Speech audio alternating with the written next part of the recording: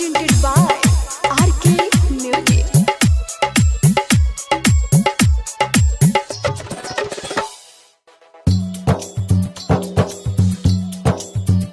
दिल तोड़ के जा रही हो, कैसे जिएंगे हम। दिल तोड़ के जा रही हो, कैसे जिएंगे हम। तेरी याद बहुत आएगी, पल पल मरेंगे हम। तेरी याद बहुत आएगी, पल पल मरेंगे हम। दिल तोड़ के जा रही हो, कैसे जिएंगे हम। दिल तोड़ के जा रही हो, कैसे जिएंगे हम। तेरी याद बहुत आएगी, पल पल मरेंगे हम। दिल तोड़ के जा रही हो, कैसे जिएंगे हम। दिल तोड़ के जा रही हो, कैसे जिएंगे हम। Music by DJ Vikas Vidya.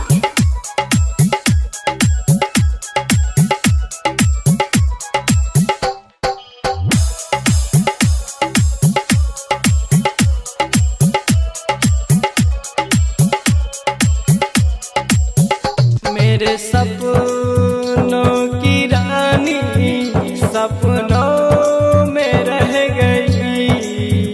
बेवफा तू बन के आंसू आंखों से बह गई। यूं करके झूठे वादे भरमा रही हो मुझको। यूं करके झूठे वादे भरमा रही हो मुझको। जो जख्म दिया है तूने, जो जख्म दिया है तूने, उसे कैसे सिएंगे हम। दिल तोड़ के जा रही हो, कैसे जिएंगे हम। मुझे छोड़ के जा रही हो, कैसे जिएंगे हम। Music by DJ Vikas Vidya.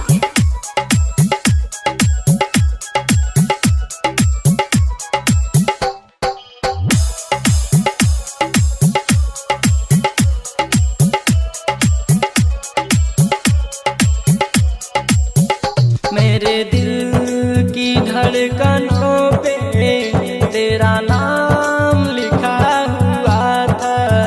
तेरे प्यार में मेरी जान कुर्बान लिखा हुआ था।